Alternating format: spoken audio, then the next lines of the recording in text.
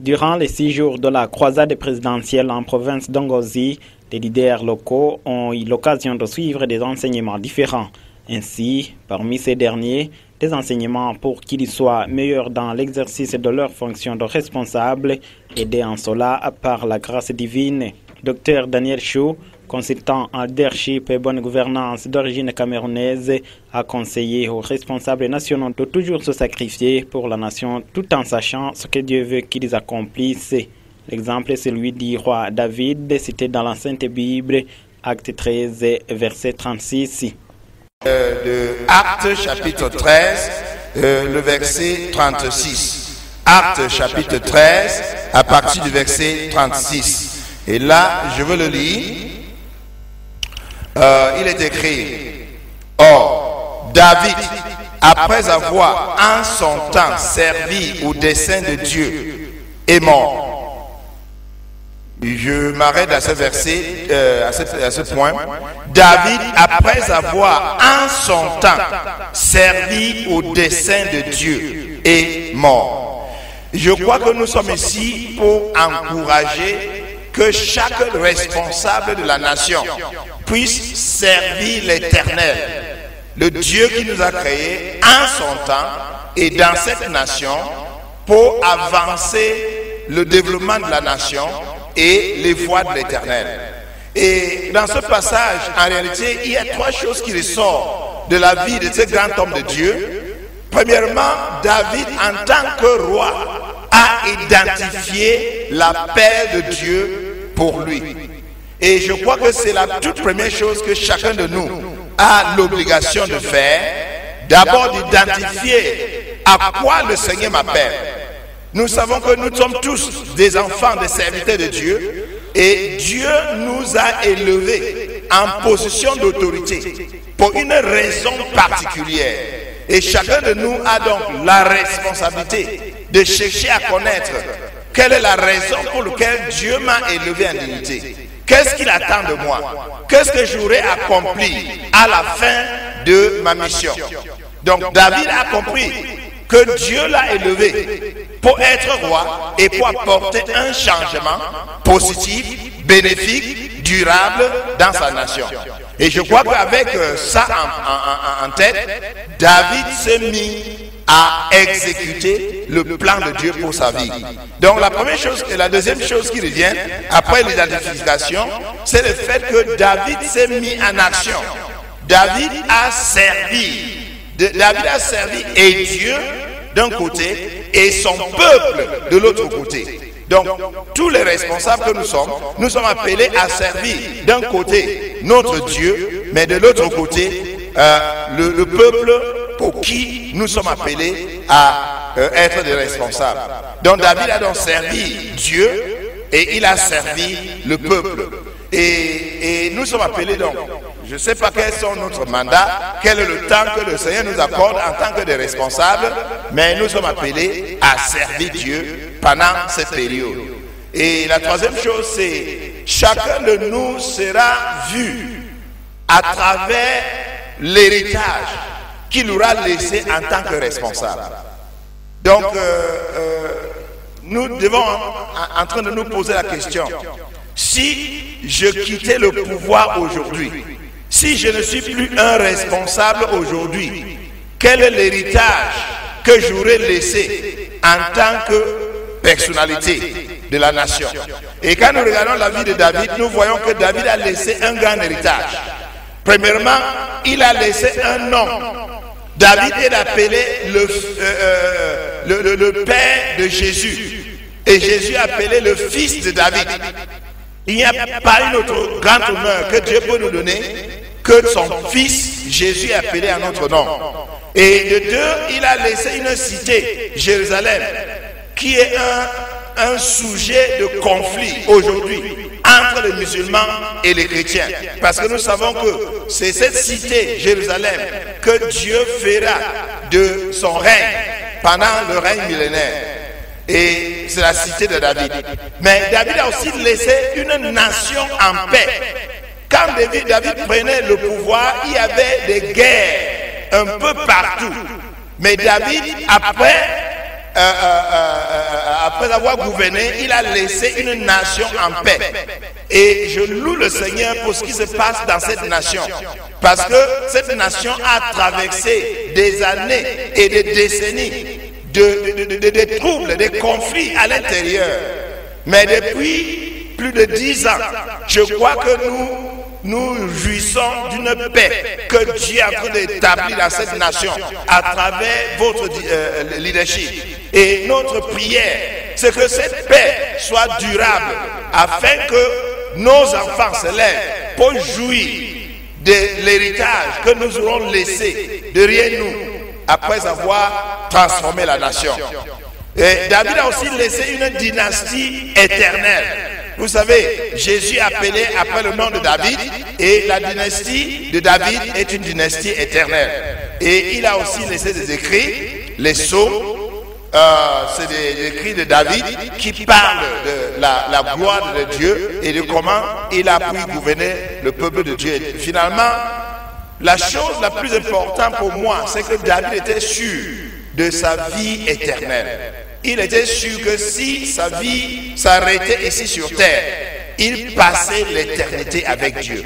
Et je crois vraiment que c'est un élément qu'on ne doit pas négliger. Parce que souvent, on est tellement embrassé par tout ce qui se passe autour de nous qu'on oublie que nous sommes tout simplement des ambassadeurs, des hommes et des femmes qui passent à travers ce monde. Et un jour viendra où chacun de nous aura à rendre compte devant le Seigneur de la vie qu'il a menée sur terre. Et malheur à nous si nous n'avons pas pris soin de nous mettre en règle avec Dieu. Parce qu'après avoir fait tout ce que nous allons faire, il faudra que nous passions l'éternité soit avec Dieu, soit hors de la présence de Dieu à l'enfer. Mais c'est lui qui donne son cœur à Jésus, c'est lui qui l'accepte comme son Seigneur et Sauveur, est sûr que si ça s'arrête ici, il sera emporté par les anges auprès du Seigneur et là il va passer l'éternité. Et moi je crois vraiment que dans un gouvernement où le président est un homme de Dieu, est un homme qui a la crainte de Dieu, c'est une raison pour chacun de nous de poser la question: est-ce que ma vie est en règle avec Dieu? S'il arrive que ma vie s'arrête ici sur terre, où passerai-je l'éternité? Et vous savez, l'homme est souvent très hypocrite. Ça veut dire que quand je suis à Rome, je fais comme les Romains. Donc, quand je suis dans un gouvernement qui est dirigé par un président qui aime Dieu, qui fait confiance en Dieu, je me comporte de la même manière. Je fais semblant d'être un enfant de Dieu. Je fais semblant d'être un chrétien. Je pars à l'église. Je porte la veste d'un chrétien. Mais la question, ce qui se pose, est-ce qu'au fond de mon cœur, est-ce que j'ai vraiment accepté Jésus comme mon Seigneur et Sauveur? Je comprends de ce que je parle parce que j'ai essayé de vivre cette même vie. J'ai donné mon cœur à Jésus pendant ma première année à l'université. Mais quand je suis arrivé à l'université, étant enfant de pasteur et connaissant la parole de Dieu, je me suis rapidement engagé dans l'église et je faisais ce que les autres faisaient. Mais je vivais dans le péché, ma vie n'était pas en règle devant le Seigneur. Et un jour, on a invité un responsable évangéliste, un professeur d'université d'ailleurs, qui a parlé aux étudiants et qui nous a donné son témoignage. Et en donnant cette illustration, de la même manière qu'un enfant est né dans une ville et son nom est écrit à la mairie par le maire, et il obtient un certificat d'une acte de naissance. De la même manière que nous devons être nés dans le royaume de Dieu. Et quand nous acceptons Jésus comme notre Seigneur et Sauveur, la Bible nous dit, Jésus qui est le maire du ciel, il écrit notre nom dans le livre de vie. Donc, devenir un enfant de Dieu, ce n'est pas tout simplement faire partie d'une église. C'est de reconnaître que je suis un pécheur et Jésus est mort sur la croix pour moi et je peux ouvrir mon cœur, je peux l'accepter, je peux lui confesser même mon péché, je peux l'inviter dans mon cœur et je peux lui demander de me pardonner. Et la Bible dit que quand nous demandons au Seigneur de nous pardonner, il entre dans notre cœur par son esprit. Et c'est à ce moment et rien qu'à ce moment que nous devenons vraiment des enfants de Dieu. Deuxièmement, nous serons en train de dire la base de chaque vie, de chaque leadership, c'est l'intégrité. On peut tout dire, on peut former les personnes, mais quand il n'y a pas d'intégrité dans la vie exemplaire, donc quel sera l'impact de mon intégrité dans la nation? Et j'aimerais que chacun de nous puisse s'atteler à ces deux objectifs. Le plan de notre exposé, le voilà, je vais essayer de lire la réflexion et l'action. La différence entre les Égyptes ont plus de 200 ans d'existence, mais sont 2000 ans d'existence, mais sont toujours pauvres. D'un autre côté, le Canada, l'Australie et la Nouvelle-Zélande, il y a 150, ils sont des pays développés et riches. La différence entre les pays pauvres et les pays riches n'est pas en fonction de l'étendue du pays et des ressources naturelles. L'économie mondiale. Le pays est comme une vaste minière de la terre entière et exportant des produits manufacturés. La Suisse est un autre. Sur son petit territoire, elle fait de l'élevage et ne peut planter que 4 mois dans l'année et du travail. Ce qui fait de lui le pays le plus sûr du monde.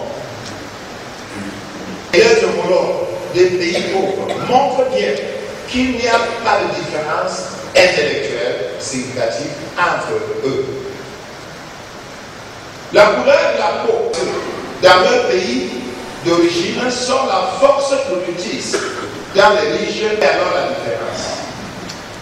Question à 1000 francs.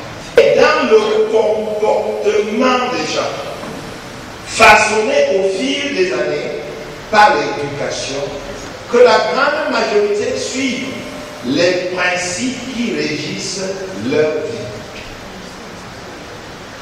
Voilà, dans les pays riches. Premièrement, c'est l'éthique comme principe de base. Et vous voyez, et vouloir y vivre en paix. C'est le 10e, et je crois que pour vous dire, c'est extrêmement important. Aimer en paix dans la nation. Donc voilà 10 éléments qu'ils ont trouvés, qui font la vie. On allait travailler sur ces 10 éléments pour voir si vraiment ces éléments se trouvent parmi nous les leaders dans cette nation. Mais on n'a pas le temps pour le faire. Une minorité suit ces principes de base dans leur vie et tous les jours. Nous ne sommes pas nous sommes pauvres à cause de notre comportement souligné et il nous manque la volonté de respecter et d'enseigner ces principes de notre pauvreté, de notre sous-développement, de notre voisin et vis-à-vis de la nation. Et je crois que c'est ça qu'on parle. Si vous ne faites pas suivre ce message, le plus important pour apporter un changement dans une nation, c'est le travail, le comportement vis-à-vis de notre voisin, le comportement vis-à-vis de la nation. Et je crois que nous allons avoir beaucoup de temps à refuser personne. Oui, c'est une Kenyane, Matai Wangali. C'est une dame qui a apporté un changement dans l'environnement du Kenya avec la plantation de beaucoup des arbres. Et aussi, elle a commencé un mouvement, une ONG, qui est en train de faire continuer aujourd'hui, malgré le fait qu'elle est décédée il y a 2 ans. Bon, les 3 autres, nous le connaissons, c'est les 3 derniers présidents de l'Afrique du Sud, et nous connaissons pourquoi ils sont réputés. Thabo Mbeki est très réputé comme un médiateur des conflits, de résolution de conflits à travers le monde. Mandela, que nous venons de célébrer sa vie et est reconnu comme la personne qui a donné sa vie pour l'apartheid, pour changer la situation dans sa nation. Et le président, comment il s'appelle? Le président de Klerk, c'est lui qui a accepté de faire sortir Mandela de prison et que l'apartheid meurt. Donc c'est le dernier président blanc de l'Afrique du Sud. En bas, j'ai mis le 6 pour vous faire comprendre qu'on peut être aussi un leader du côté négatif. Il est très réputé. Et S veut dire serviteur aux spiritualités. Vraiment, un leadership qui réussit est basé sur les principes de Dieu. Et nous sommes appelés à parler de différents types de leadership. On n'est pas efficace partout. On doit connaître quel est le domaine de mon efficacité et rester dans ce domaine et apporter cette efficacité. C'est ainsi que dans le domaine politique, David était un homme très efficace. Et je crois que nous avons dans notre nation des leaders qui sont en train de montrer l'efficacité depuis une dizaine d'années de transformer cette nation.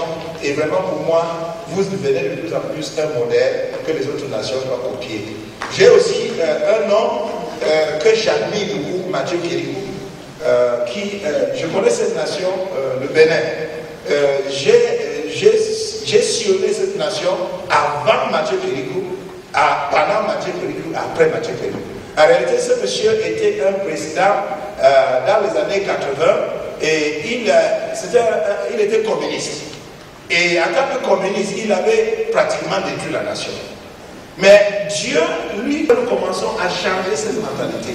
Le moment est venu pour les groupes, pour les leaders que nous sommes, de nous sacrifier dans le développement, dans le temps de la création de la richesse. Sachant que si Dieu permet, nous allons voir les résultats de nos jours. Même si Dieu nous prend avant que nous mourons, avant que les résultats viennent, les résultats seront là et nos enfants vont jouir. C'est ce que Martin Luther King a fait. Martin Luther King s'est sacrifié, il n'a pas vu de résultats. Et aujourd'hui, les Américains jouissent de ces résultats. Acceptons en tant que des leaders de nous sacrifier pour avoir des résultats pour nous et nos enfants. Je vous remercie.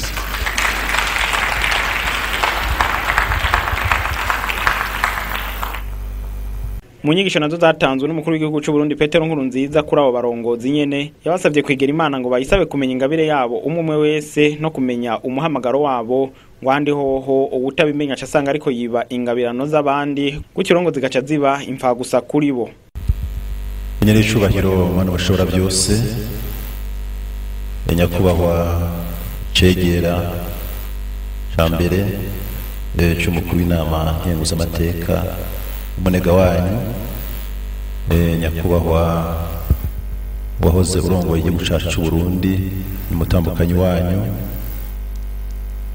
nyakubahwa bashinga amateka bakinguza amateka muri ngaha nyakubahwa umutambukanyi w'icegera cya kabiri cy'umukuru w'igihugu nyakubahwa buramatari w'intara ya Ngozi banyakubahwa mwese bashikiranganje banyakubahwa murongoye bisata bikomeye igihugu wazanga mu gisirikare no mu gipolisi mu bisata bitandukanye by'igihugu banyakubahwa mustanteri banje mwese kubaramutsa amaro y'Imana mu gitondo ciza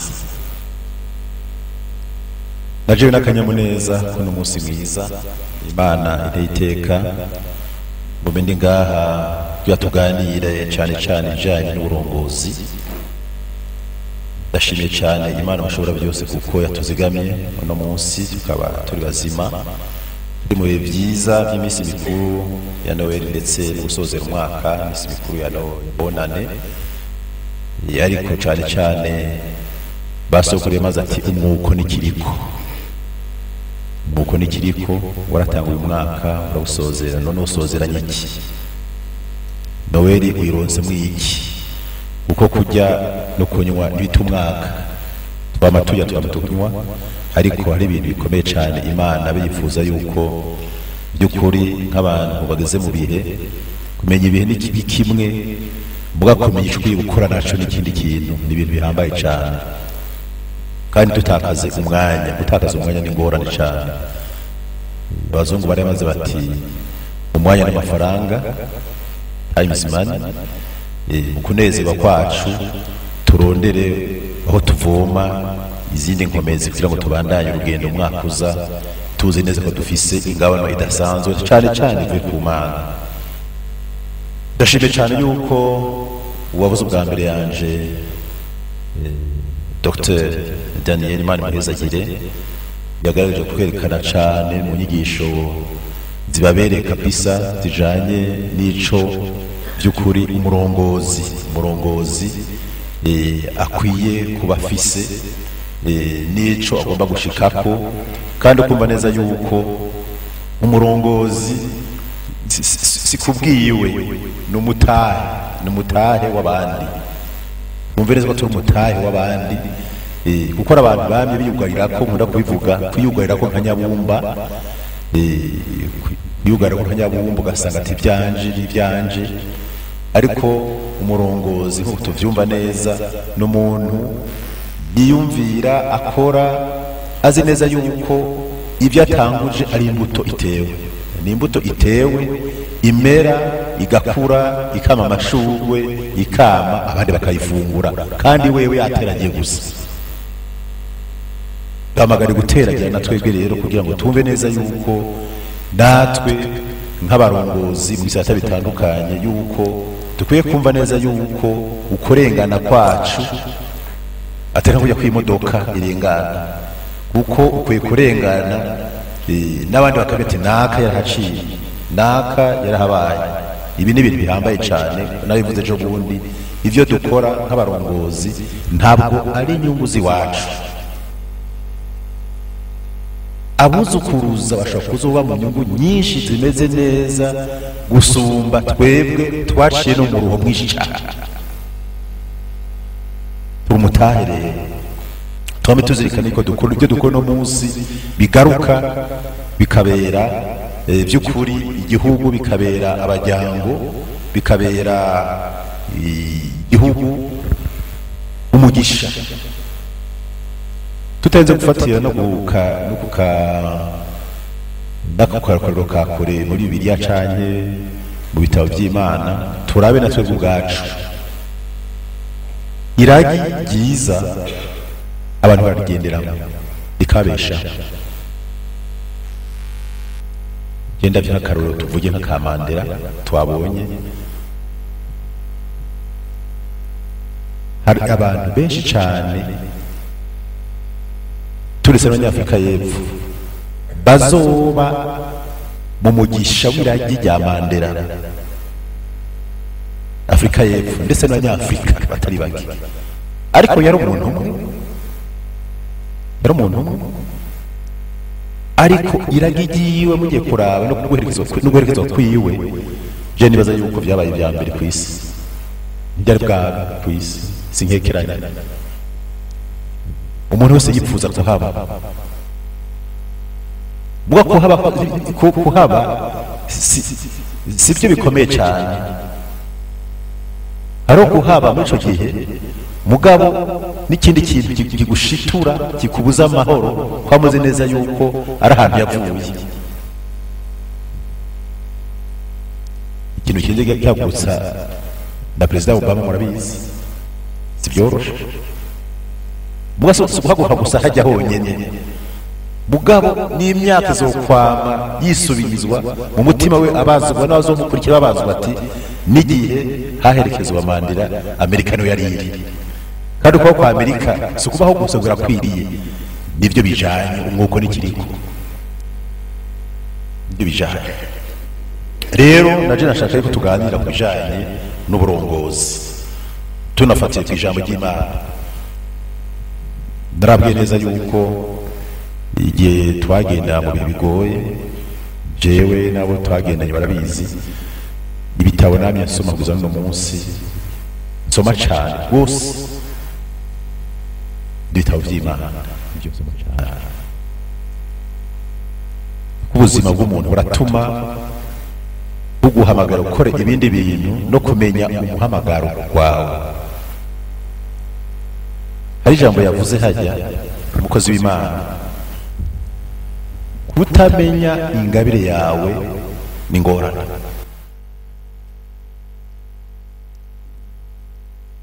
Mu burongozi mu guturema Imana yaturemanye ingabire nyinshi cyane, kandi nta n'umwe afise ingabire nk'iy'uwundi.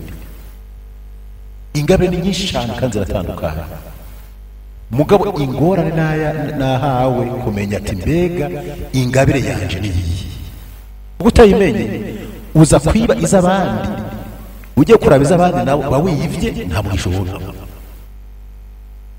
Saba Imana umenye umuhamagaro wawe n'uyuhe. Muri izo ngabire Imana itanga, ingabire yawe ni iyi. Umaze kuyimenya urayivomera igakura, hanyuma kandi nawe ugasaba Imana kugira ngo igufashe kuyivugutira, kandi Imana yo nyene ikibandanya yikuvugutira. Ibi ni ibintu byambaye cyane nabonye mu buzima bw'iwanje, nkuko nawe wamenya. Hari abantu benshi cyane bafite ingabire nyinshi cyane, mu gusanga izo ngabire batazizi, bakarinda basezera isi izo ngabire baronse batazimenye, zikabira impfagusa.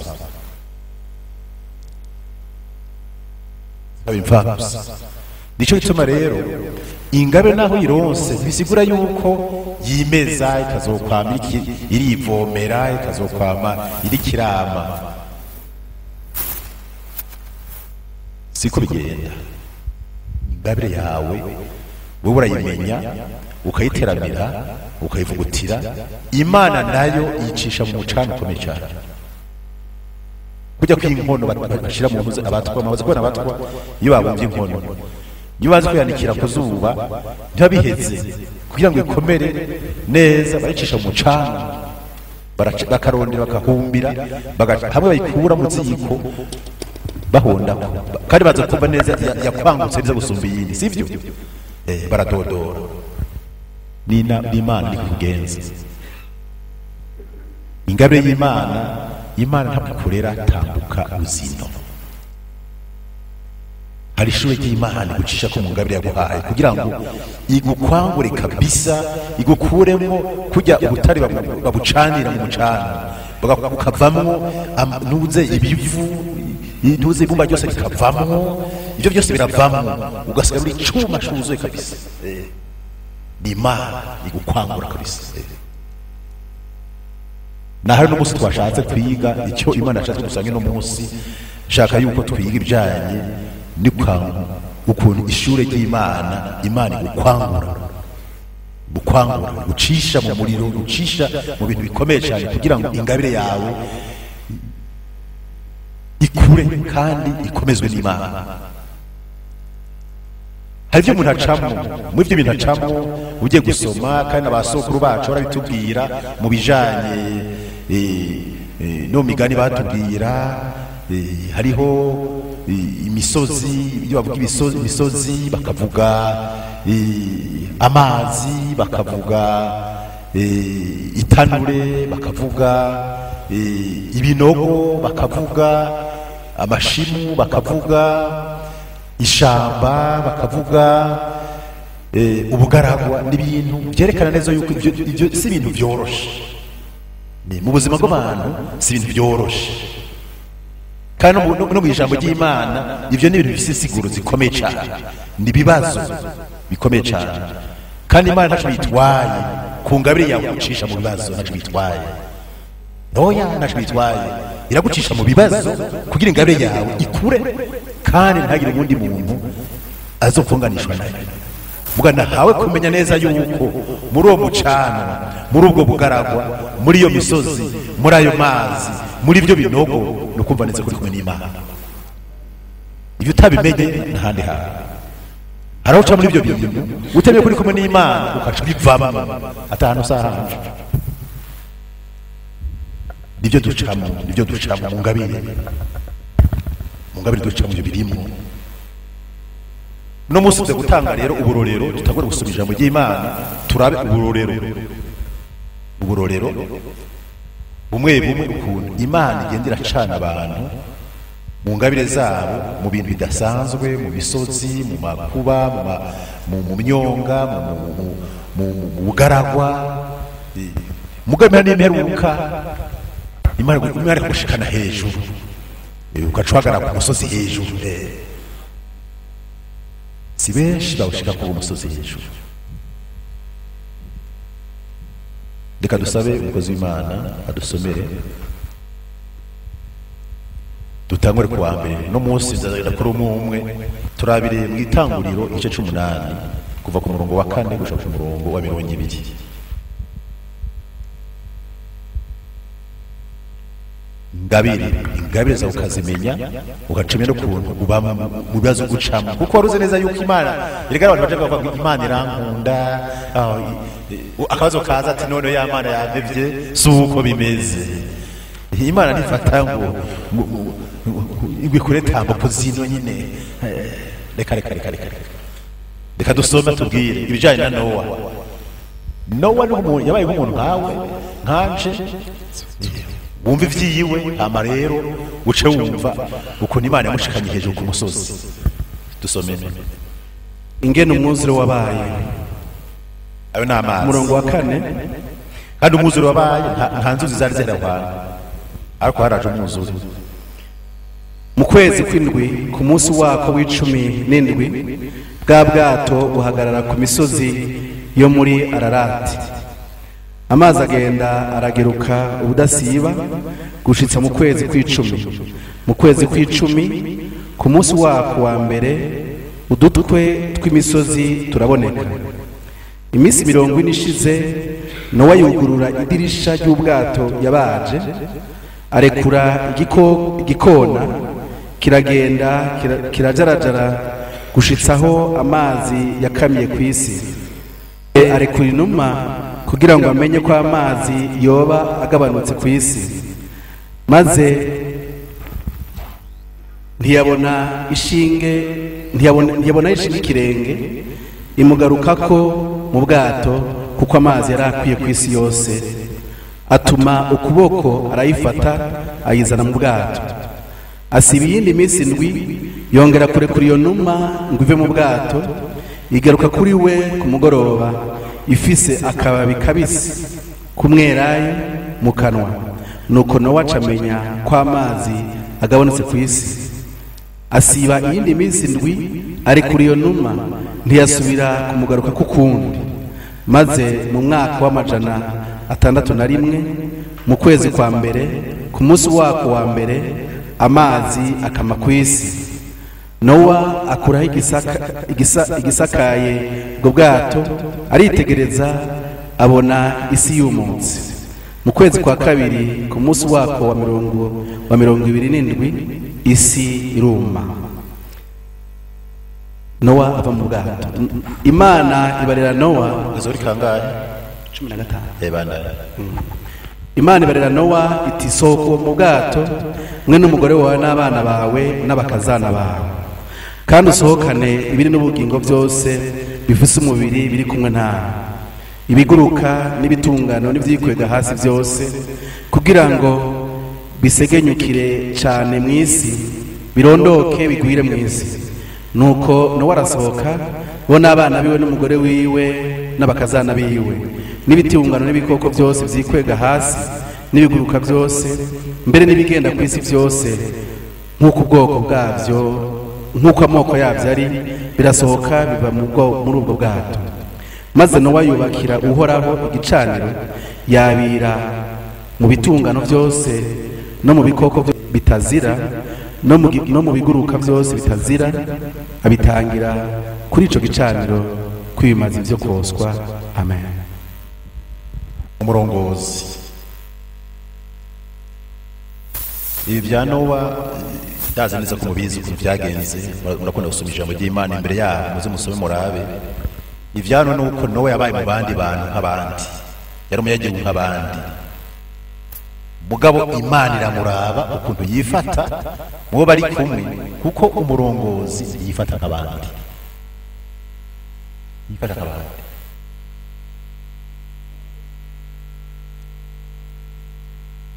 hariho ibintu kugira ngo twabyumvise uburongozi idisipline wiha kandi ni disipline uhamagarirwa n'Imana kugira ngo wumve neza yuko hari ibintu abandi bajamo udashobora kujamo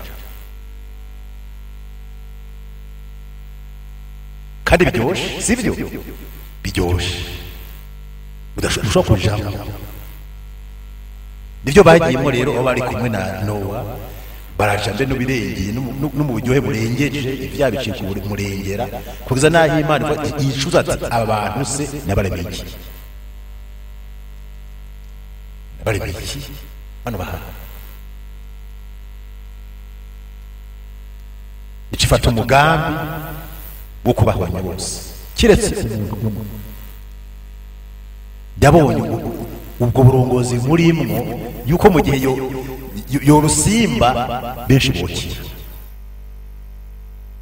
bokira n'inkwavu zokira n'inka zigakira n'ibitoki bigakira kuko iyo ibintu bigoranye mu burongozi ndashaka kubabwira neza yuko n'ibitoke n'imbwa zirashikirwa niko bimeze mu ijambo ry'Imana ko bimeze birashikirwa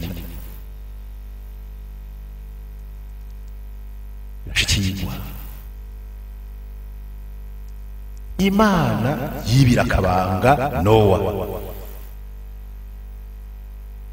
Imana yabwiye ati genda wubake gusa ubwato. None Nowa yubaka ubwato ntaruzi ruhari. Sivyo? Boko riko yamaze kumubona mu iyo ngabire nziza yamuhaye y'uburongozi yaravyemeye. Yarumviye. Ingabire zande zikomeye cyane ku murongozi kuko uburongozi ntibwizana buhera ukiri muto ukumvira n'abavyeyi ko bararera abana babo mu bana dufise cyo kurana n'umwana ati wesha giruza n'amazi abaca yigira hari yakwa ari ikidempi wase bati byamazi ageze hehe ubwize Imana nagutukiye ukabuririwe ndamusanga n'abana bashababye ati ujya mwana ntaco azova nabana biwawe n'ubundi noneho mubwiye rimwe yumva gatanu ahubwo utanamubwiye akibwiriza nta kindi yakoze Nowa icyo yakoze yaciye yemera arumvira aca gukorokeraho yarazi hana abari ibizoba mu nyuma aho kabanga gusema namwe ati wewe baza ubwato abasara buzuza barakora ico Imana mu byati urashiramo iki ushiremo ko kanaka yazira tora naka shirahajya kimwe bitungwa shirahajya hama rero uco wiraramira yarazi yuko hari isegenya rizogwa umwuzure ukaza abantu bose baratikira nawe yibinira mu bwato n'ibikoko byose by'imwe bari kumwe none wumva ari wicaye intambwe wirabishijisho honyine kuri televiziyo bamuhiraba ukuntu yifashe itsure cyayo kuri cyifashe sivyo ati ntaco turegeranya mu bane hajya mu bwato byose arabikora nivya umunsi umwe cyangwa utati ine mwaje murumva mbisi bica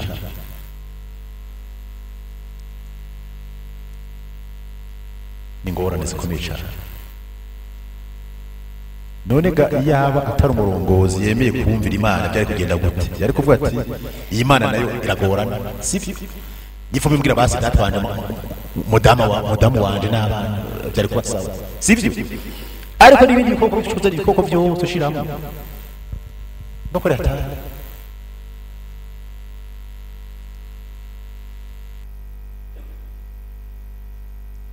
imisi yishira hera barubwira gute cari gupima ukuntu yizera Imana ukuntu ayizera kugira ngo imuvanaho yuzuye ubundi bushobozi budasanzwe niko byagenze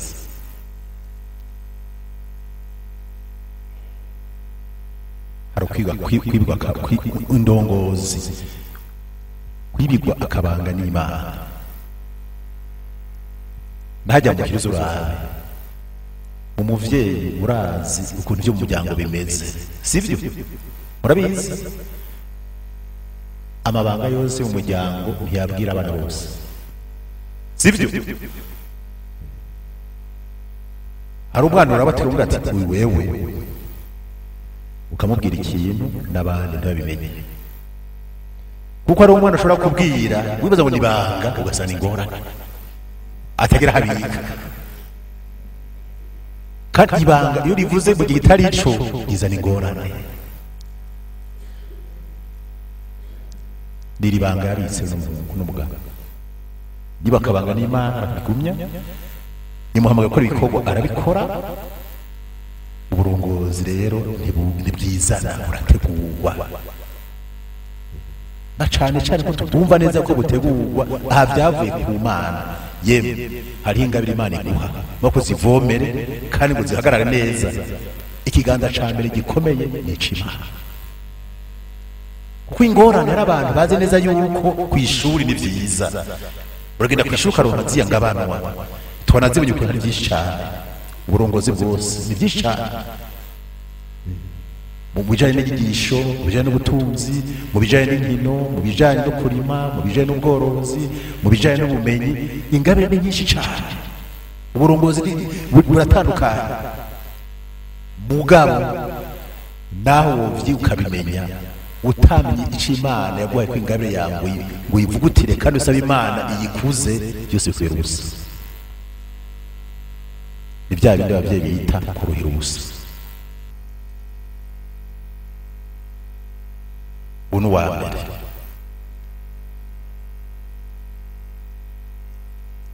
kwizera Imana kugamburuka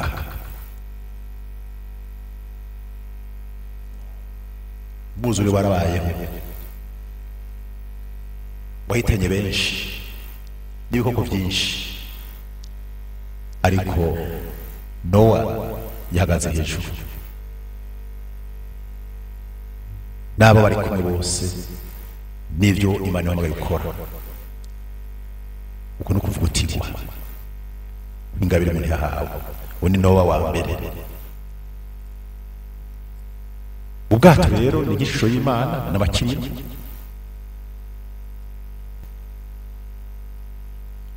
n'abakiriro twaronga ubumenyi twaronga ingabano zose twabihawe n'Imana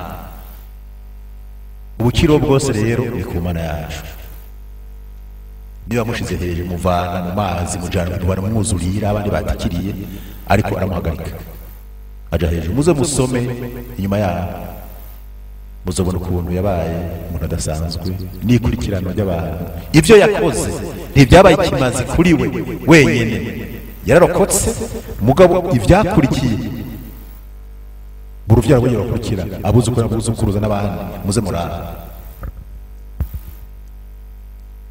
benshi ababaye mu mugisha kubera ico yakoze ubwo yatumvira nabere guhona mu bandi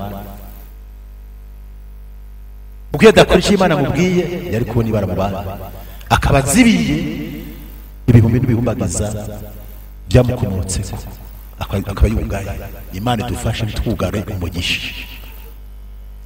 uburongozi Imana duhaye itwugare iherezo ryiza bugira kabiri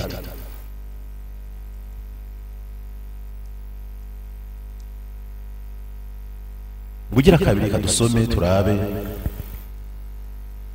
ubundi muntu byabayeho ubundi muntu byabayeho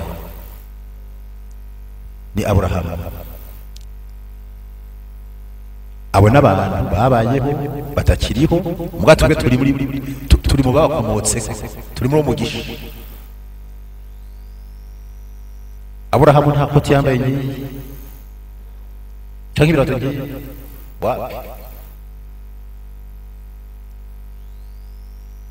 ariko dukurikije ijambo ry'Imana twakomotse muri we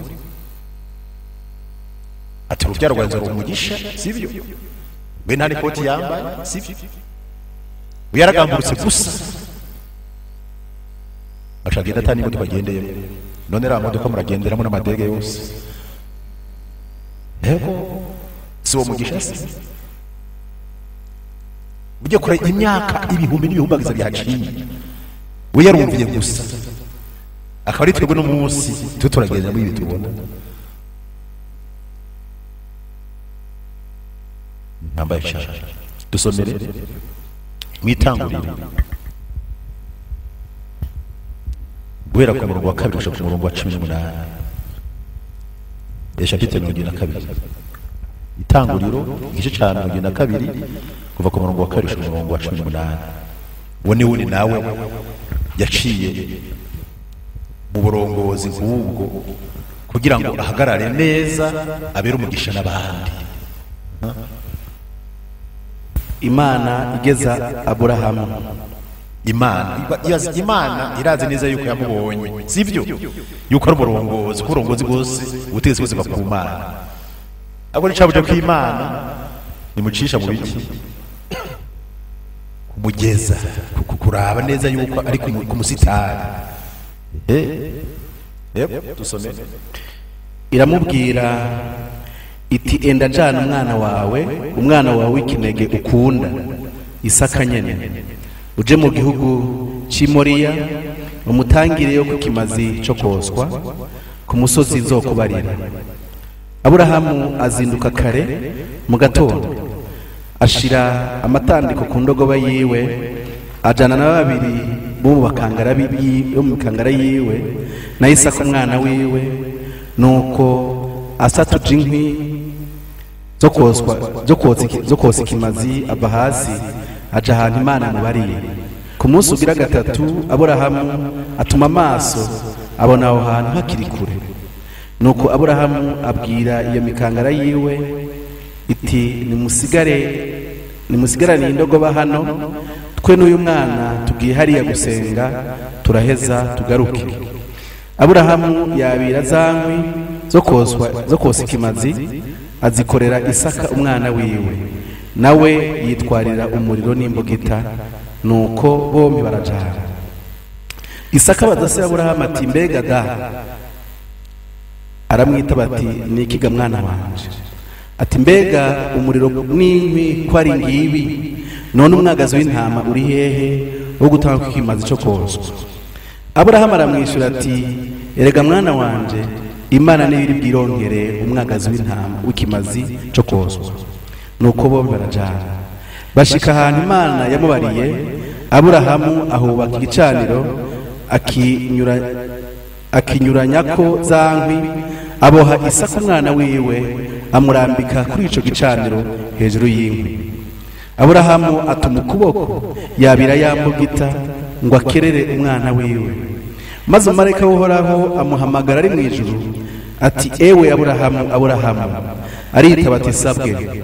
Aramubwira ati ntukoze ukuboko kuri uyu muhungu, ntugire ico umugira, kuko noneho menye ko wubaha Imana, kuko utanyimye umwana wawe kandi ari kinege.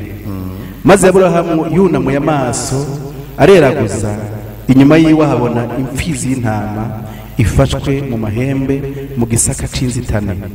Aburahamu aragenda afata ino ntama ayitanga ikimazi cyo koswa mu gishingo c'umwana wiwe. Aburahamu yita aho hantu Yehova Yire. Aho hantu yego ako kantu gasubire. Aburahamu yita aho hantu Yehova Yire, nk'uko bavuga na bugingo n'ubu bati ku musozi w'Uhoraho niho bironkeka. Maze umumarayika w'Uhoraho ari mu ijuru arongera ahamagara Aburahamu ati ndirahiye niko Uhoraho agize, kuko zivyo ntunyime umwana wawe kandi ari kinege, eka mbere no kuguha umugisha nzowuguha.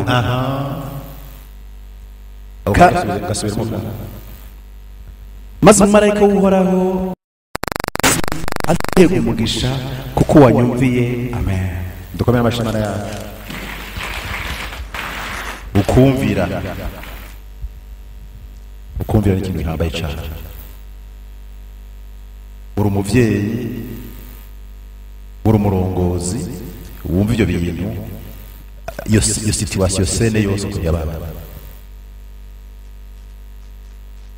imana yaramubwiye, imana yabwiye Aburahamu, imana iravugana n'abantu, ibyo ni iby'ukuri. uri umurongozi utabyemera usigora, imana iravugana n'abantu. yaramubwiye ati fata umwana wawe umujane, kumugira gute? kumutanga ikimazi. ikimazi urumva ari kumwica, ni kumwica, ni kimwe hamwe no kumwotsa.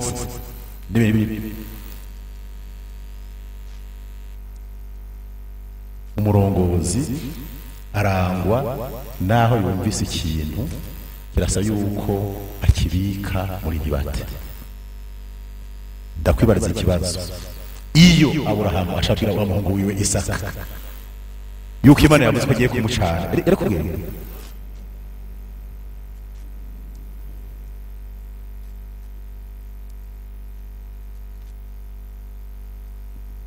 ntavyo amubwiye.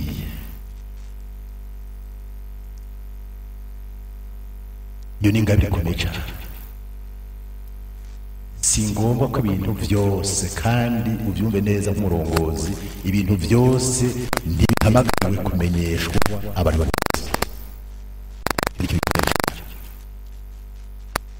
hariho n'ibyo uri umurongozi udashobora kubwira no mwubakanye, utabwira n'umwana wawe, kuko urazi neza yuko ubivuze ingaruka n'izindi zindi. Aburahamu yari yaronse umwana bigoranye, sivyo? mu gutama, yari umutama. kandi Isaka nawe usomye neza ijambo ry'Imana usanga yari umusore ageze un adolescent de 16 ans.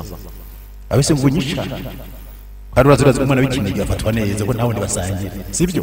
amata abonetse niwe gusa, inyama zibonetse niwe gusa. ibyo byose ndamuraba ndibaza nuko ntabona ifoto yiwe. ibyo byose yari umuntu yugaye kabisa, sivyo? kuko ntawe ndibasangira, yaritwara ariko bihagije. aramujana, umutama ajanye umusore. iyo minsi yose bagendanye iminsi 3 kuko ngo bashikira aho hantu. kandi abaramutwaje ibintu babwira ati jewe njanye iki? yababwiye ati jewe nimugume ngaha, yindi mikanga aritwaye ibindi bintu, twigiriye kwisengera n'umuhungu waje. sibyo? kwera agiye gushitsa icyo Imana yamubwiye ku musozi.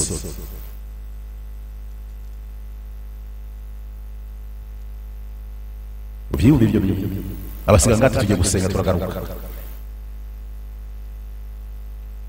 ayo majambo yose yavuga, ugiye kuraba umurongozi nivuga amajambo, ari amajambo amwe uvuga ukibaza yuko ari amajambo asanzwe, kubera yuko asunikwa na mpwemu yera. Imana irayashitsa kuko yavuze ati tugiye gusenga turagaruka, kandi Imana yamubwiye yuko igiye kumwica. turagaruka ngaraza ko twizeye, ndo urumva yaravuze, yabwiye abantu turagaruka. sinibaza neza yuko arazi icyo Imana namubwiye yuko tugende umujane ucumwica kandi ucumwotsa, kubwira abantu yuko bagaruka. ndumva ko amajambo yavuye muri we wenyine ubwiwe, yasunitswe n'indi mpembe muri we.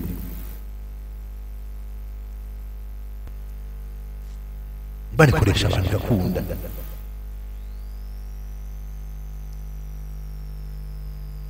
nuko rero bashikayo, bashitse uyu n'umurongozi yajanye umwana wiwe, ca wishira muri iyo shusho y'ako kanya. inkwi ziracana, baregeranje inkwi, baraza mu mucanga barashirako.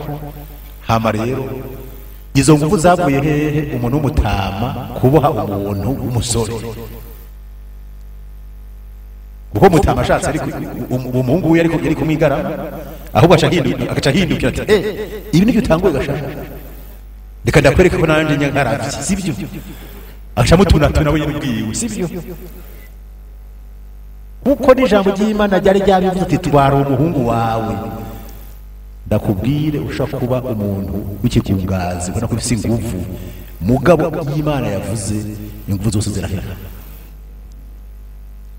nibyo byatumye n'ujya mu nguvu yari afise ashatse yari kwihindukiza agaca afata se wiwe agaca amuboha agaca amukerera akaba bacira ku kimazi bose byagenze ko Imana yavuze iyo Imana yavuze umutama araboha n'amasoro ko byavuye ku Mana acika iyondo aramuboha kandi ari umwe gusa yari afise agiye gushaka kwimbuta ati hagarika ngaha nakubonye icyo nashatse hari ikibazo gisumba ico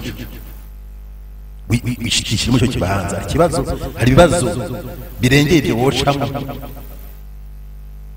yarumviye Imana itanga inyishu kuko yabanje kugerageza ikaraba Imana n'umurongozi irakora ikaraba ikagucisha mu bibazo ikaraba ukuntu byifata isigura ko Imana ibiguhevye Imana ntirera tambo kuzino niko byagenze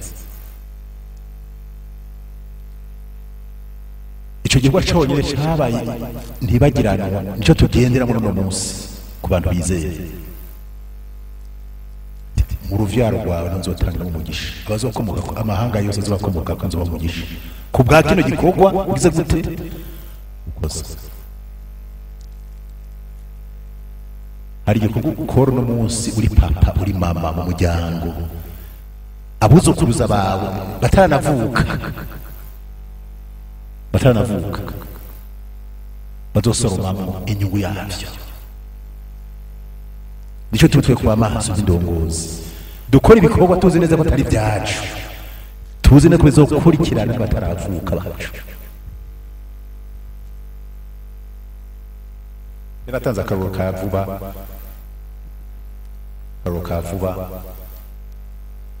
batiye kuri papa akunda yatwaye abantu hari mu ntuze muri za Bujumbura irari y'umutware 665 608 72 yatwara ino ico ndi cyo nuko bati papa yarafasha abantu irakunda gose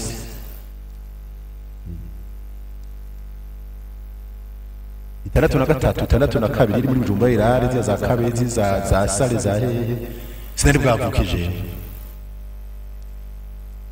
bwavuke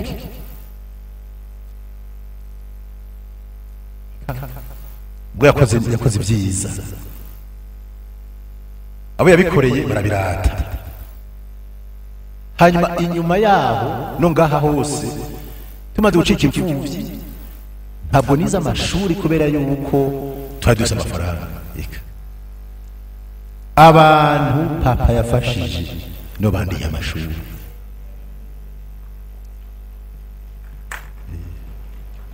kubera ibyiza yabakoreye ansheje no bigoye murazi ingorane zitera mu gihugu 93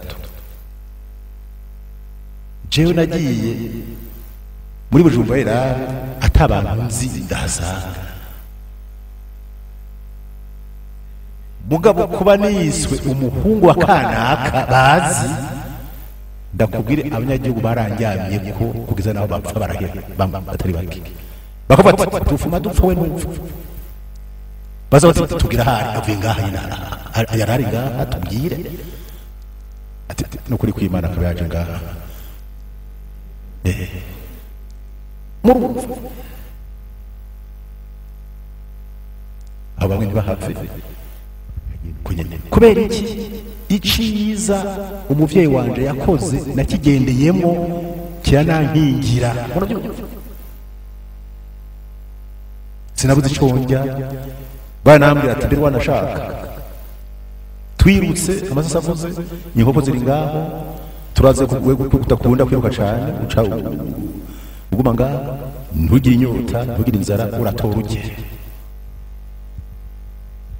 muravyumva uburenganzira ibyo ababyeyi bacu bakoze neza biduha uburenganzira bwo kubaho twebwe neza tutabizi nivyo Aburahamu yakoze uburongozi n'ikintu gihambaye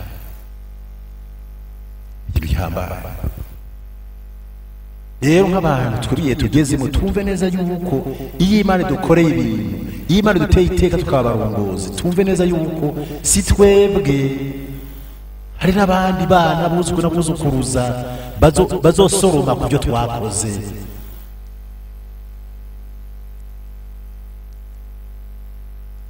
ikintu gihambaye cyane bijyanye no guhinduka kuko abandi badahinduka bazi neza yuko ati ni jewe gusa abandi bazokwimenya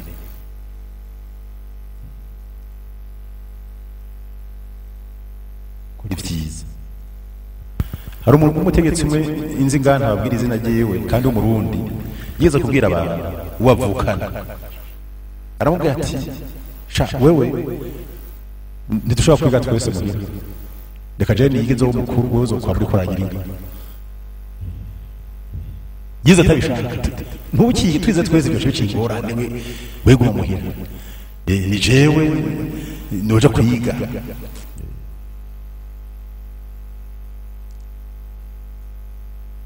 urumva kudakora iciza wo muvukana wumva ari gute turetse n'abataravuka kuko iciza ukoze no munsi sici wawe n'abataravuka bazogisoromako kugeza naho mama wiwe yavuye amugarana anambwa ati ntiwo kwigwa wenyine nzomwigisha nabo zokwiga muga yisha yize atabishaka no mu gihe agenda gusezera mama wiwe yapfuye uwo muntu yaramubwiye ati mama nawe ndaguherekeje ndaguherekeje muga byo wagize sivyo uko wigishije uko wigishije ntarakwiye kwiga muzomurondera muzomumenya gira ubushakashatsi muzobitora ibyo ni vyabaye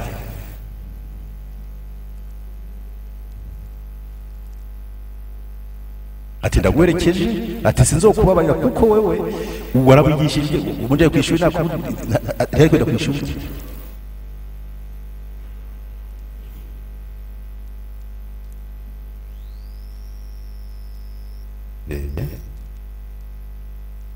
ico ni kindi kintu gikomeye cyane gucishwa uwo ni umuriro ukomeye cyane kuduga umusozi ikintu gihambaye cyavuze bavuze ati ku musozi w'Imana no gute niho bironkeka uwo ni umusozi ukomeye kandi twabonye amazi uwo nawo ni umusozi ibibazo bikomeye cyane kandi Imana yamukunda Aburahamu kabisa cyane rwose n'amajambo yamuvuze ko ati muri wewe ati va ngaha uje hajya gusa niwakandagira hajya gusa va ngaha uje hajya cyabyumvira ati nzoguhindura umugisha w'amahanga yose ati abazoguhezagira nzogira gute nzobahezagira abazokuvuma nzogira gute murabyumva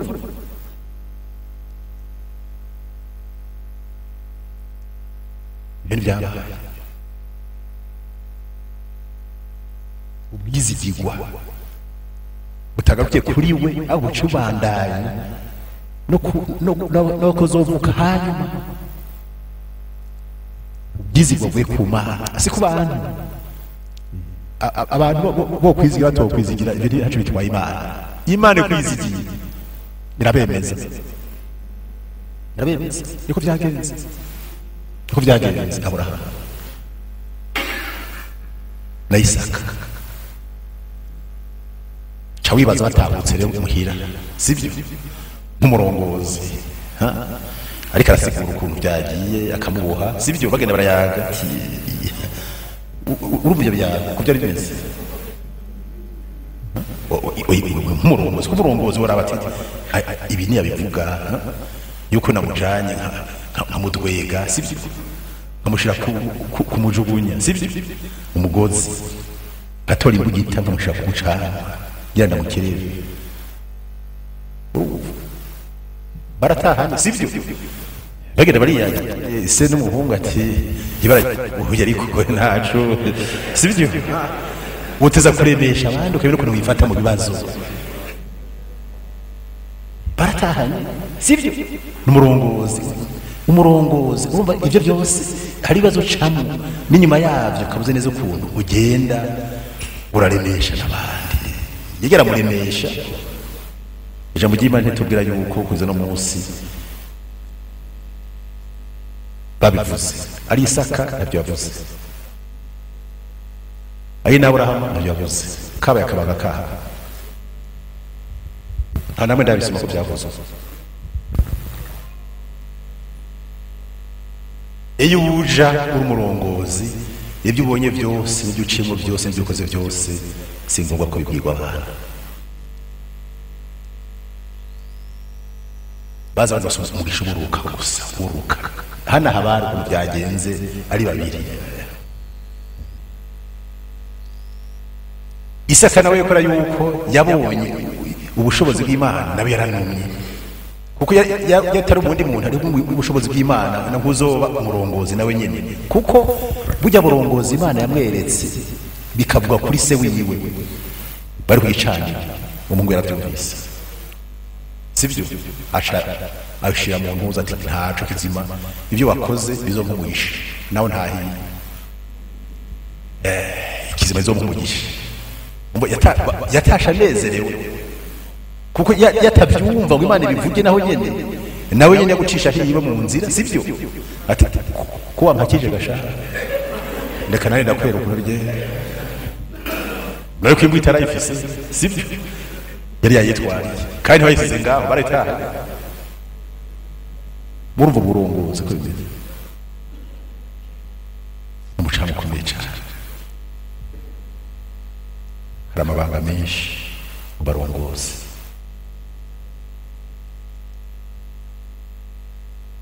Igihe tugeze ngaho menyesha no kumuri ngaho angani mu muravuga gute ni ngombaza gute kyo nzobabwira ntabyo ndababwira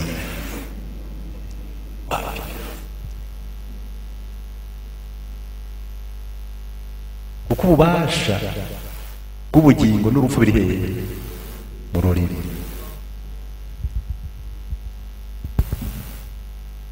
Ubutunzi bukomeye cyane.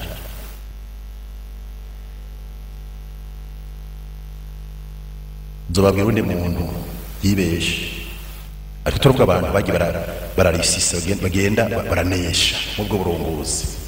Arundi vyanse kabisa nzobabwira witwa Samusoni yagerageje n'abamaraya gusa bamubaza ati wewe uri kagarara kabisa sivyo izo vudu zose zivana uwa mbere akaza aramumubwira ati pu akamubesha baramutonda kandi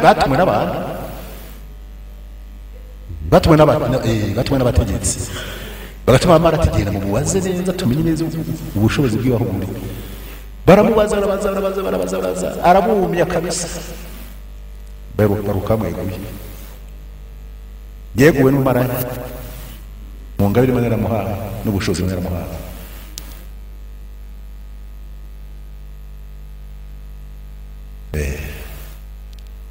Yabivugishijwe yamenye ibanga kubera umaraya ingufu zose yaratafite cika gusa baca mukuramo n'amaso baca mubohera mwese ahantu mu nzu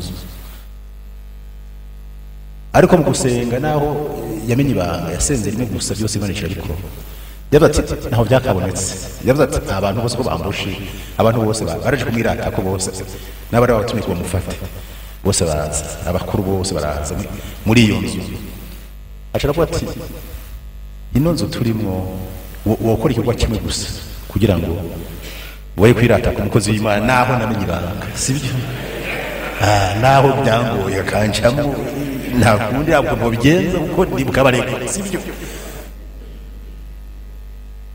Isengesho ry'umurongozi rirakomeye abantu bose nta numwe yavuye inzu yabakorokeye ko bose ni mu ijambo ry'Imana pasiteri sibyo niko byagenze bose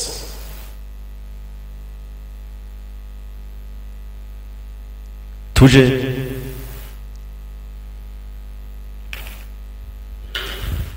mu minsi mikuru turimo ya Noheli sibyo baravuga umwami wacu Yesu Kristo avuga ko byinshi cyane umuntu ahambaye cyane twemera iryo zina rya mbere rihambaye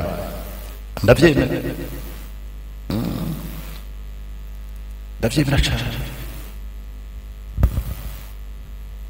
kandi Yesu ni Imana dusomera muri Mariko igice cya mbere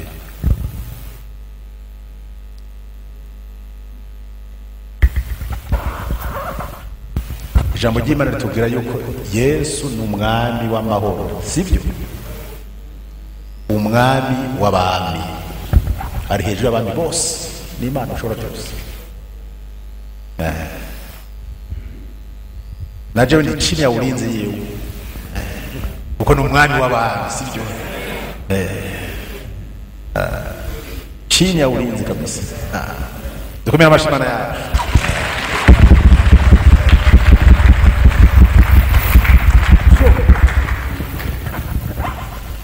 dusome iryo jambo ry'Imana kuva muri Mariko igice cya mbere kuva ku murongo wa 9 gushika ku 13. Mwumve uko ni gukwangwa gushasha. Yesu amaze kubatizwa ageragezwa na Satani. Aha, sivyo?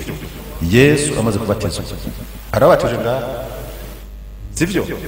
Benshi barabatijwe nga. Niyo umuntu abatijwe agira umunsi mukuru, sivyo? Umunsi mukuru baca bateka imiceri, bagateka ibitabazi, bagateka impuze ya bisosi inuze, sivyo? Baca tumira n'abantu n'agakanywa bakazana ko kwabatijwe, sivyo? Si umunsi mukuru. Ariko avuye kubatizwa byageze gute? Niwumve. Muri iyo minsi Yesu ava Nazareti i Galilaya araza abatizwa na Yohana muri Yorodani. Aha, kandi Yohana niwe yaramenyesheje abantu yuko azoza ubundi mwami akomeye cyane. Avuye mu mazi acabona ijuru ritandukanye, nk'ihema aramanuka amugwako asa n'inuma. Aha, bashaka atwese twarabatijwe. Itandukaniro ryo kubatizwa kwa Yesu natwebwe abunga ku isi ukuntu byagenze. Turabatizwa twenda kwinywera inzoga, arera kwinywera amafanta no kujya ziryoshe n'abatumire bakaza.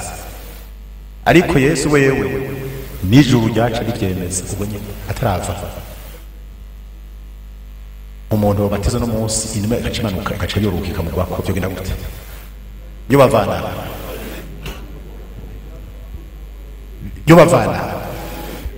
nuko ari pasiteri wenyine amubatije, urumva ari pasiteri wenyine amubatije kuko nawe yarabatijwe. Mugahe yabatizwa ntabwo inuma yamuguye, sivyo?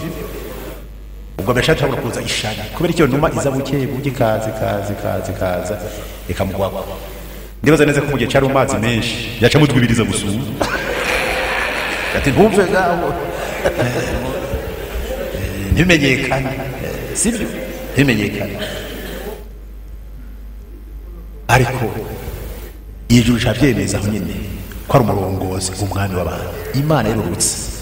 La différence nta wundi muntu kugeza no munsi warabatijwe, kugeza no munsi nta wundi muntu arabatizwa nyuma yoribuke. Muze mubimbwire byashasha nta wundi biraba. Kwanda Nk'ihema aramanuka mugwako asa n'inuma, ijwi riva mu ijuru riti ni wewe mwana wanje nkunda ukampimbara. Oh la la, sivyo? Murumva ubwo rukundo rw'Imana. Uko Yesu n'umwami w'abantu. Imana yarabutse iriyerekana, abantu barabibona muri mpemu no mu numa. Hama n'ijwi ciravuga abantu bose bari ngati nguyu mwana nkunda akampimbara. Sivyo? Ntawundi muntu ibyo biraba. Ntawundi muntu biraba. Nishoma ari cyo tumana umwami w'abantu. Ntawundi muntu biraba. Ngira ngo niyo bije biza tudusinzire mu ndoto. Twatashe. Abantu bavyumve kuko abandi ino siragoye, sivyo? Ino siragoye. Ino siragoye. Nimuce mubarere wa muntu nguyu mwana wanje nkunda akampimbara cyo so mu murongo kuriki. Nkemu aca mushorera mu bugaragwa, Tega mumvirize neza. amara iminsi 40. Oya tabaro suri neza ukana.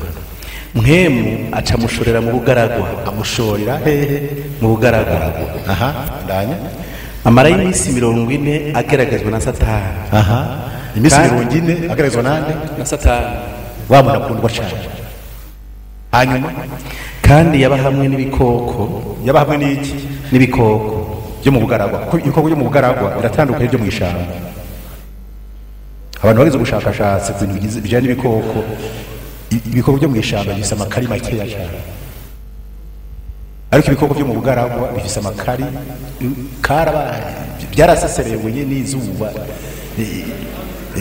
karabaye nta buzima buriyo nicyo tumusanga inzego yarabyishe kabisa karabaye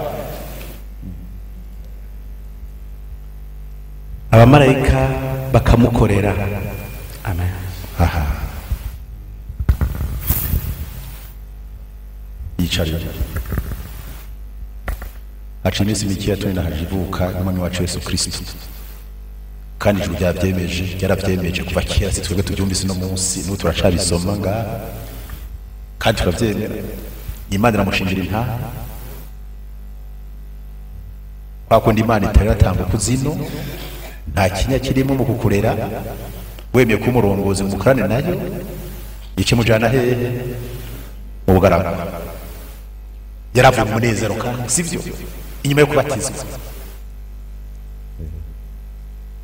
kubatizwa uburonse ubundi bushobozi iyo tugiye kubatizwa cyo tuti mpemuyera aramanuka batangura kubona Imana sivyo yashatse kubona Imana ari kiraza rero muri uwo munezero nyine ati wapi hari mu bugarama kandi ari umwana akundwa cyane sivyo agahimbara Imana hari mu bugarama iminsi 40 ariko asitana nande na Satani basitana nawe kugira mu kwangure kabisa si Satani gusa ko yari Satani honyine byari kwa byoroshe niki nibikoko inyamaswa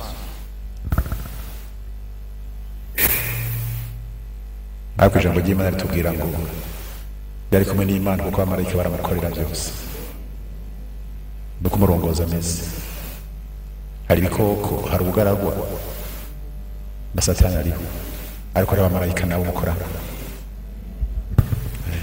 mugihe wizeye Imana kandi yansi kuko ariko bati ko nkunda cyane ukangu nkaguhimbara kubera iki jewe unjana mu bugaragwa rero twagumana ngaho twagumana ngaho muri pare tukaba turamerwa neza sivyo kubera akagara sivyo ntabwo yagara mu bikoko mu bugaragwa nta n'injya ziri mu bugaragwa nta njya ziri nta n'amazi ari mu nyota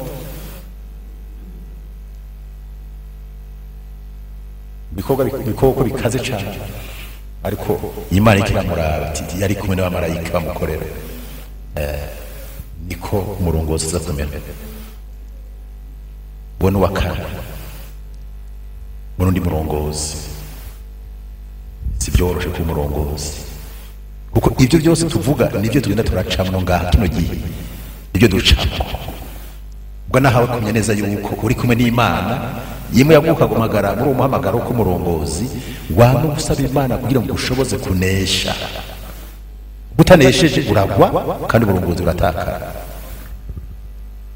tujereye ku murongo kuwa kane nawe Dawidi bamuvuze ko byinshi nawe nyine mwumvise byagenze neza cyane suko ntibyoroshe dusomere muri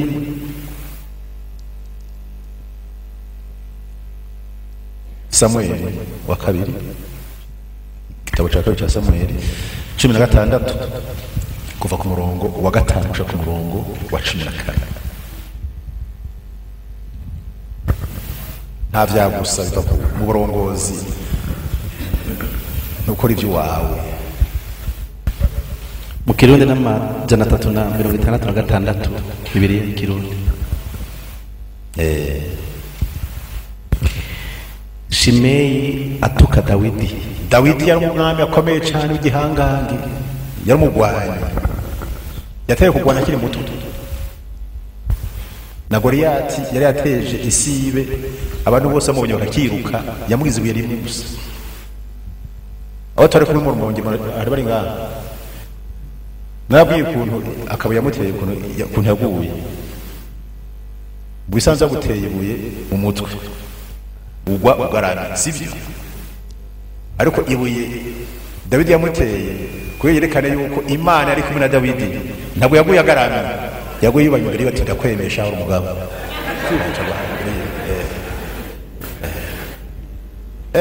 ari buye gusa yari umwana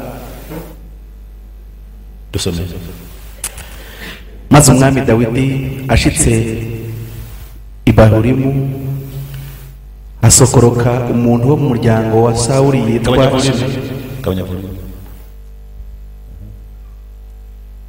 maze umwami Dawidi ashitse i Bahurimu hasohoka umuntu wo mu muryango wa Sawuli yitwa Shimeyi mwene Gera agenda aramutuka inzira yose. Yari umwami acavunduruka umuntu agenda aramutuka, agenda aratera umwami Dawidi amabuye n'abantu biwe bose. Umuntu umwe baremeza neza ko mu Bibiliya Dawidi yari umugwanyi kandi yarafise abasoda bakomeye cyane abahizi. Abasoda biwe bari abantu nyine bishirira baremeza ko bari abasoda bakomeye cyane. Mugani cyabuje ko agenda aratuka abatera iki amabuye. Kandi abantu bose n'abahizi bose bari bamuhagatiye iburyo n'ibumoso. Escort uko niko cyari geno hino gaciye ubwenge arabizi kuno ayipanga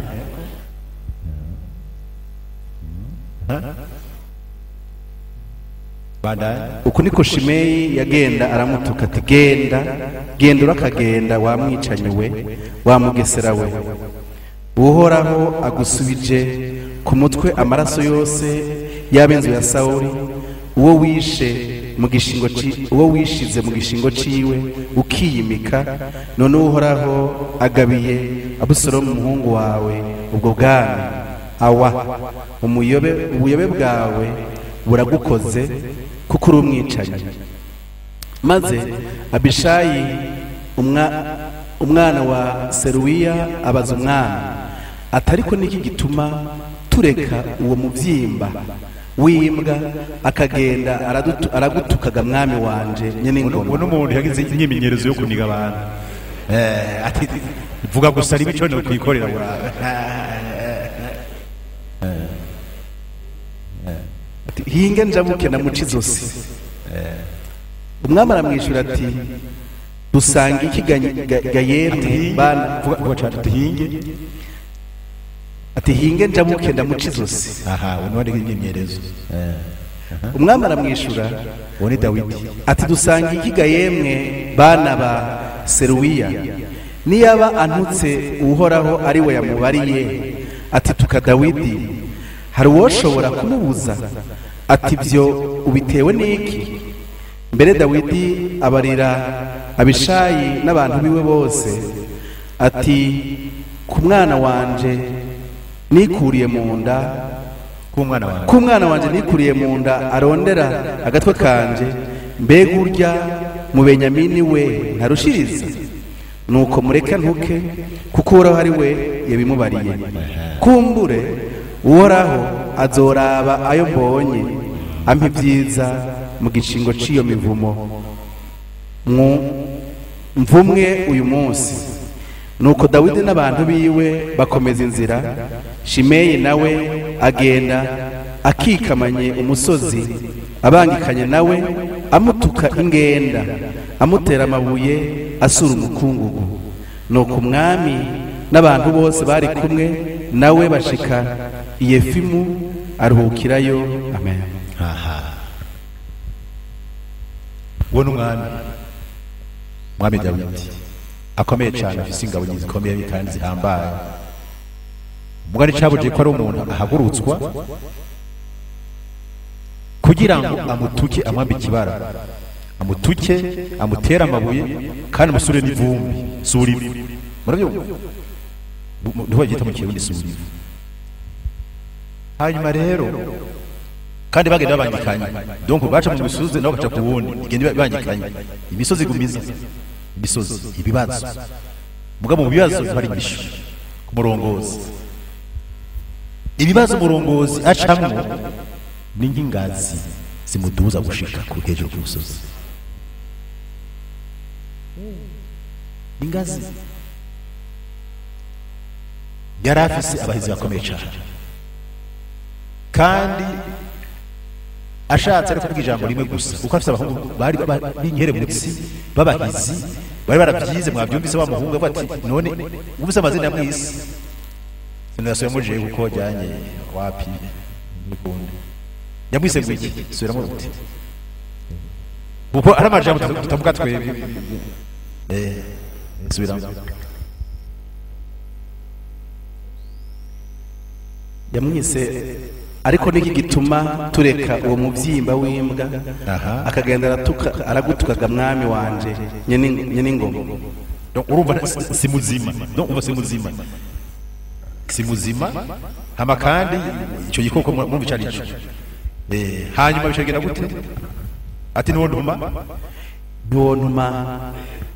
hinge njabuke ndamuca izosi umva reka arasaba ordre gusa ko iva ku mwami ibyo kandi barabishoboye sivyo barabahizi barabishoboye ariko rero umurongozi afise ingabirano idasanzwe tuza kumenya iva ku mana ubushishozi isabeba yariko arabandanya mu rugendo ubu twari bwe burabandanya akabandanya mu rugendo yategerezwa gushika cyangwa ntashike sivyo kuko ntawe uzi neza ko uwo muntu reka aramutuka yatumwe n'Imana sivyo murabyumva ni kugerageza yatumwe n'Imana hanyuma kandi na Dawidi kuba ari umwami akafise niyo mpemu yamutahura yuko uwo muntu adakwiye kugira gute gupfa adakwiye gupfa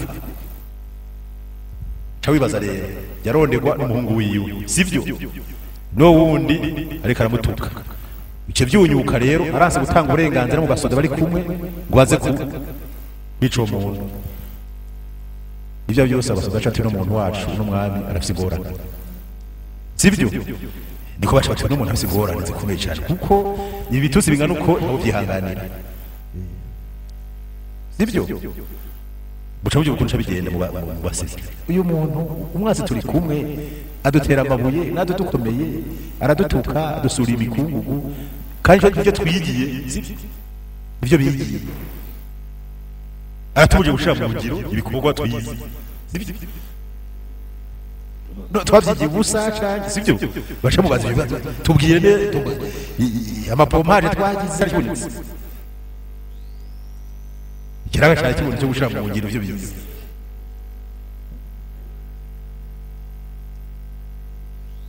arabwira ati sigaho kandi yagize umusha ukomeye cyane none ko ari Imana yamutumye turetse n'ubu nyine karantuka n'umuhungu wanje arandembije namwibwije mu byunyure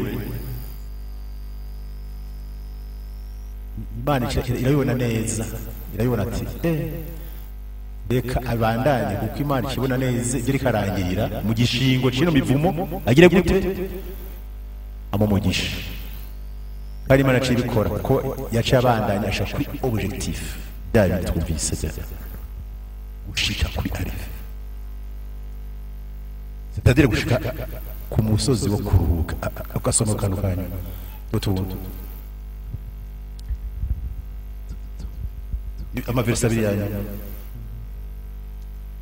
nuko Dawidi n'abantu biwe bakomeza inzira Shimeyi nawe agenda akikamanya umusozi abangikanya nawe amutuka ingenda amutera amabuye asura umukungugu nuko umwami n'abantu bose bari kumwe nawe umwami muravyumva n'abantu bose bari kumwe bashika Yefimu aruhukirayo ashika Yefimu kuri objectif agira gute aruhukirayo voilà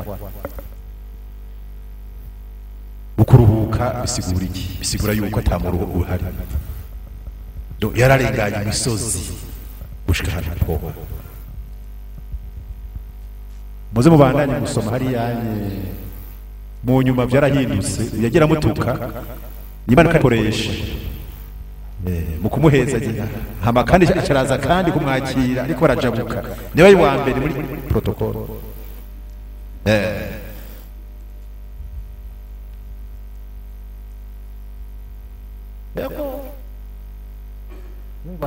uburongozi ni ikintu gihambaye cyane mu burongozi nabyo bibaza ko ari ibintu bibi cyane bikomeye bijya bikomeye bibabaje n'iby'Imana ihindura ikaca bikoresha kugira ngo nyabuna bigushoboze kandi gushikane aho washobora gushika.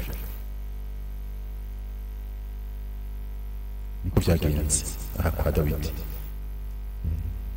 yagize ibintu byinshi cyane mugabo murumva ingorane yagiye aracamo. sinzi ko byaba byiza dusoze no munsi tubandanyije amasari araturega kuko mfise ubundi burorero bwinshi cyane byerekana abarongozi umucana bagenda baracamo, amabuye bagenda baracamo, imisozi baduga, ubugaragwa bacamo, amazi bacamo, mugabo bari kumwe n'Imana barabandanya kandi bagashika.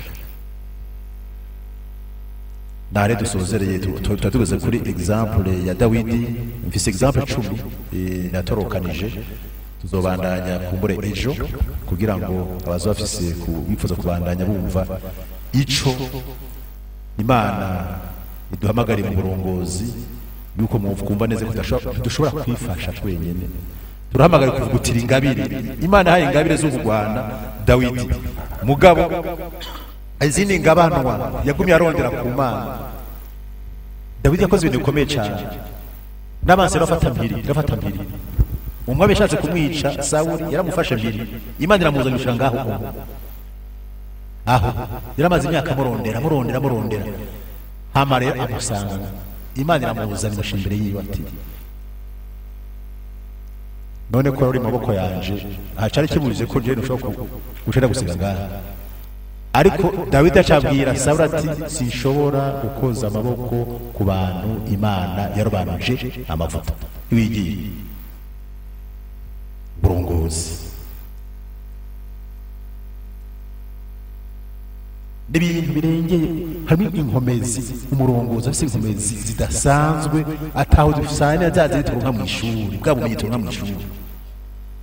Ningabanwa ziva ku Mana n'abantu badasanzwe badashobora gutahura bati no muntu nukuraba neza kujana kwa muganga mupime ko ariko bitagenda neza. Uburongo ari karizo ngabiri si ngombwa ngo abantu basanzwe bazimenye. Oya, Imana nyine kuziguha niziguha kugira ngo zikore ico ishaka ku bantu bayo. Imana bazigire cyane.